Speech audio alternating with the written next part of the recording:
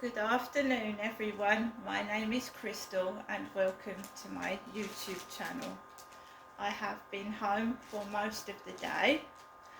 I suffer from severe depression and I try and shift myself out of it because at times it become very severe.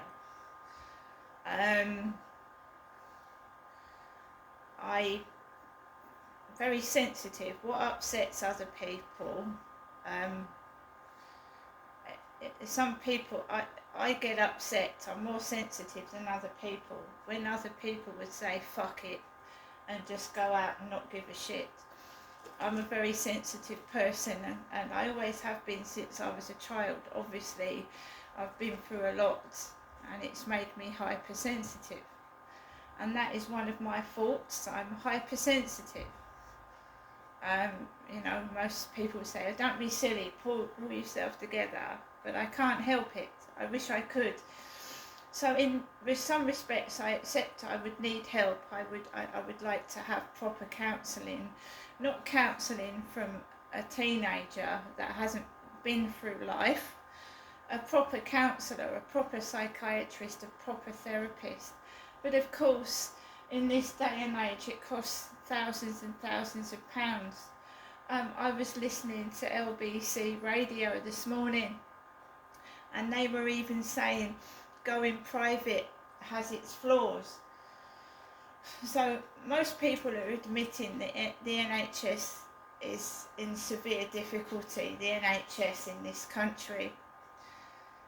But a woman rang up LBC radio and said that, yeah, it's not all that going private. She said, yes, you get your operation done, but there's no aftercare. I mean, they're just after your money, aren't they? Everywhere's just after money, and if you haven't got any money, you just, you don't get anywhere, you don't get any treatment. So going private you get your own room, you get your operation done quickly, but apparently there's no aftercare.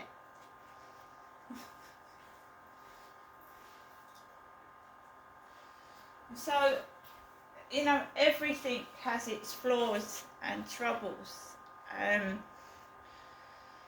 This morning I woke up happy. I was dancing around the flat, I was listening to music. I told you I came back from going outside and I felt miserable and my mood started to go right down the pan. And when you live by yourself and there's nobody there to cheer you up or whatever, it's difficult, but I was okay. And never underestimate someone that's got depressions. Don't laugh at them. It's not funny. It could drive somebody over the edge. It's not funny. And you don't tell a depressed person to pull themselves together because they can't. It needs time and patience. So I cooked the spaghetti bolognese that I got as a takeaway yesterday. So I've eaten and I've had several cups of coffee and I've got everything I need. As I've said before, I've got food, I've got money, but there's no companionship. There's just my mother, who started ringing me again 3 or 4 times, and it sounds sarcastic. I really enjoyed speaking to you, Ginestra. I really did. And that's all I've got. Or I've got a fantasist who's got a relationship with me in his head, wanting me to go over to WhatsApp and muck about, because they haven't got the guts to meet me in real life. So I haven't answered any messages, because as soon as you answer a message, the creeps come out of the woodwork and start playing me up. That's when the dogs start jumping on my legs. and chasing me around the field. You mustn't answer a message, because I will start to get all that shit happen again, where dogs are jumping on me. So I can't answer a message. And it sort of like conditions you not to talk to anybody, because when you answer a message, you get mauled and bullied even more.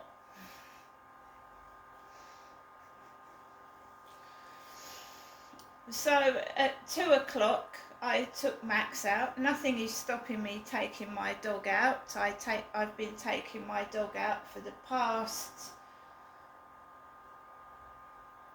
2.5 years, 3 times a day or 2 times a day when I see my mum. And getting a breath of fresh air can lift your spirits. It can lift your spirits, just getting outside. Sometimes it can't. I've gone onto TikTok, and people of all walks of life suffer from depression. Elderly, young people, children, elderly, rich people, poor people. It's just something that happens, and you can't stop it. You cannot pull yourself together. You even tell yourself, I don't want to feel like this. I've got everything I need. Why am I feeling like this? I don't want to feel like it. It's like somebody knows me, knows what niggles me, knows what upsets me, and throws it right at me all at once, and I just can't handle it.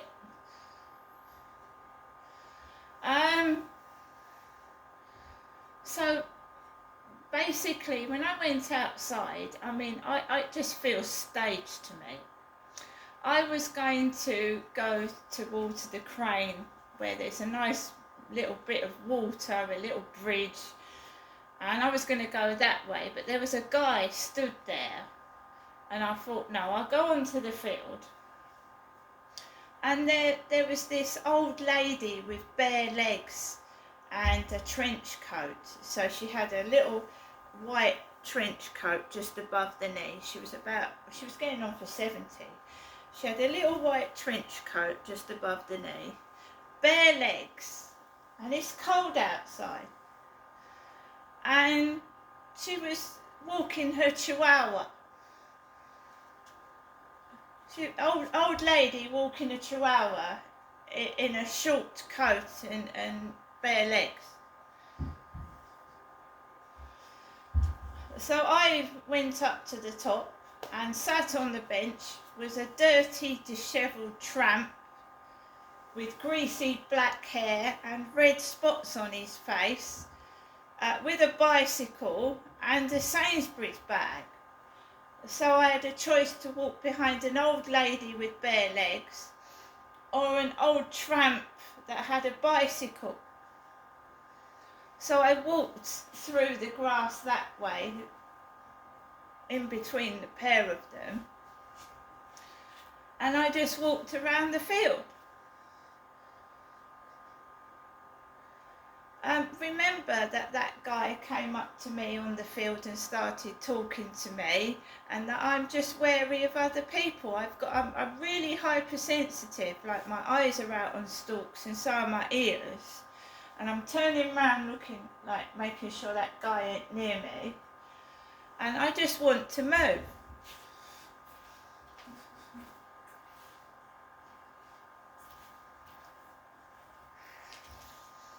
So yeah, things do make me appear strange, I must admit, when I'm dodging people, but then you've got to understand what happened to me on that field. I was a normal, happy-go-lucky woman, enjoying my life, wearing shorts and a t-shirt, and then this guy comes up to me, starts touching me, and I don't want it. I tell him no 3 times, and he still approached me, and I had to be nasty. And I don't like being nasty to people. I turned round to him and told him to stay away from me.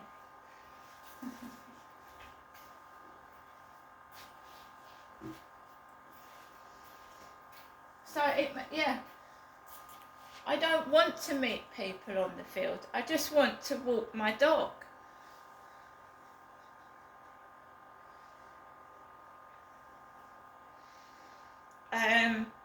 So I walked around the field.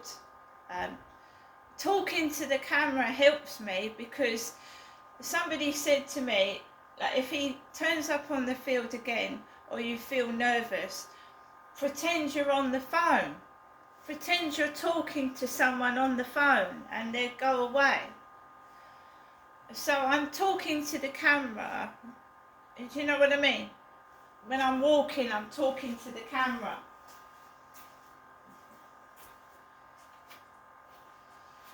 Because I was told that if you appear that you're talking to someone on the phone, he'll go away.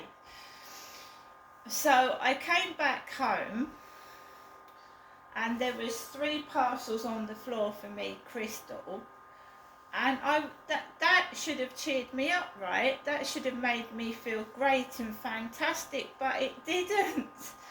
And I keep saying to myself, what is wrong with you? What is upsetting you? Why are you like this?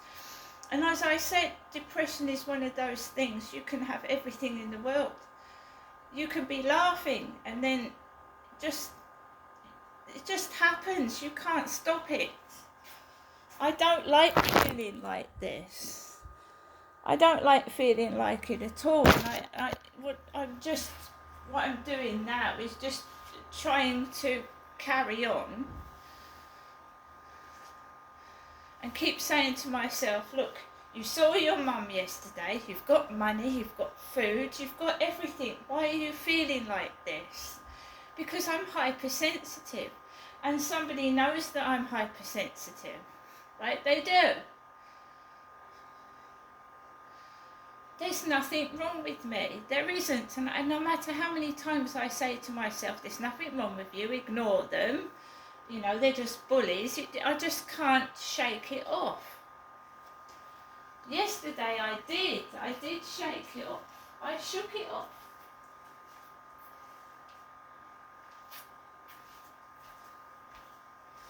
Yesterday I shook it off. And it disappoints me. I would like to meet someone that isn't from Scotland or Ireland or out of the way.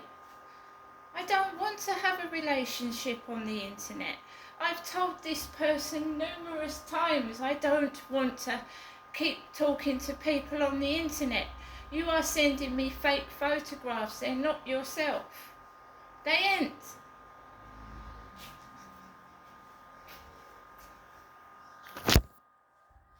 So there we go again, guys. I'm just going to try and relax this evening.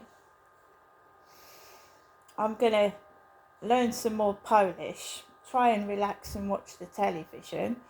And I wish everybody a great weekend.